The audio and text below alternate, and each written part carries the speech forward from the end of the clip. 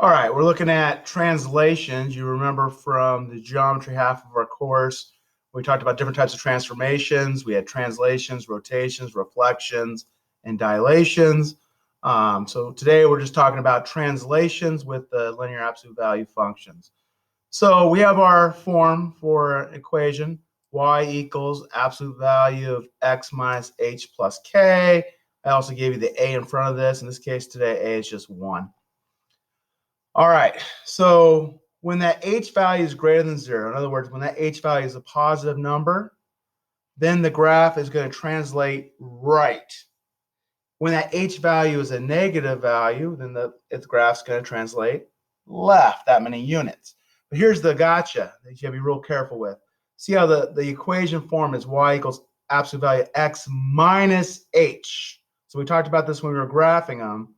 It's the h value is opposite sign of what you see in here. So when you see a subtraction sign in our equation, we know that the h is actually positive.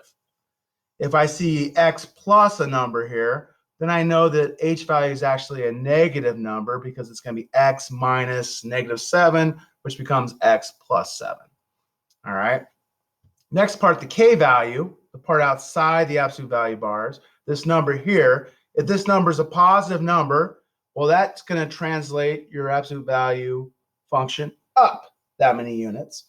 If that number is negative, it translates that absolute value function, the v, down that many units.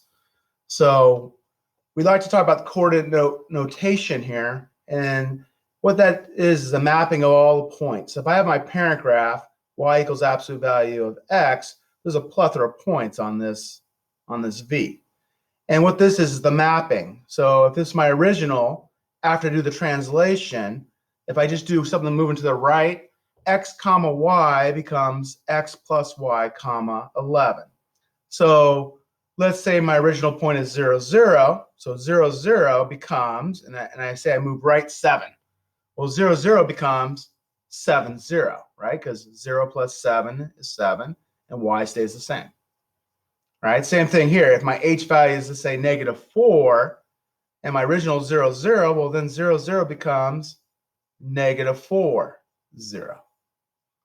All right? If I move something up and the k value is positive, let's say it's +8, well, my 0, 0 becomes 0, comma 8. If my k value is a negative number, well, 0, 0 becomes, let's say it's -4, 0, 0 becomes 0, -4. And by all means, a lot of times we're going to have translations where you have a horizontal shift and a vertical shift, right? So let's say 0, 0 is our original vertex.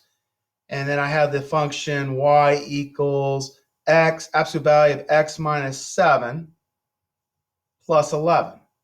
Well, what does that mean? Well, from 0, 0, I'm going to go, it said x minus 7, right? So that means h is +7. So I'm going to go right 7. And then the k value is 11. So that means I'm going to go up 11. And my new vertex will be at 7, 11. So let's take a look at a couple of those here. Let's see if I can click on the slide. There we go. All right. So first example, we have y equals absolute value of x minus 5 plus 3. So my h value is 5. My k value is 3. So my translation from my original parent graph is going to go right 5 and up 3. So if I was going to graph that, I go right 5, 1, 2, 3, 4, 5, up 1, 2, 3. There it is. All right, there's my vertex. And then from there, I know the a value is 1. So from yesterday's lesson on graphing, we know that the slope is 1. So I go up 1 over 1 to the right, up 1 over 1 to the right. And then I mirror the other side. So here's my mirror, and there's my mini v there. So the original would have been over here. Here's the original. And so you can see the mapping, right? 0, 0 went to 5, 3. Where did 1, 1 go? 1, 1 went to 6, 4. Oh, I see. 0, 0. So 1, 1, the x is 1. 1 plus 5 is 6. And y was 1. 1 plus 3 is 4. You see that mapping? How about if I use this point right here? This point was what? 2, 2? All right. So 2 comma 2 goes to what? Well, 2 plus 5 is 7. And then 2 plus 3 is 5. Oh, look at this point. 7 comma 5. All right. Let's use this point here. Negative 2 comma 2. So what's negative 2, 2 map to? Well, negative 2 plus 5 is 3.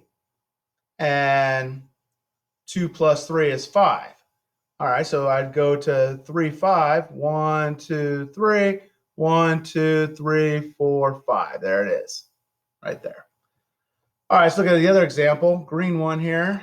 Y equals absolute value of x plus 2 minus 4. Well, this time my h value is actually negative 2. That means it's going to shift 2 to the left.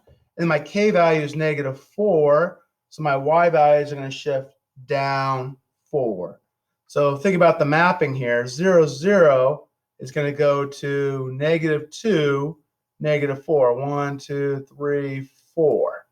All right. And everything else is going to map the same. So we know the slope goes up 1, right 1, up 1, right 1 all day long.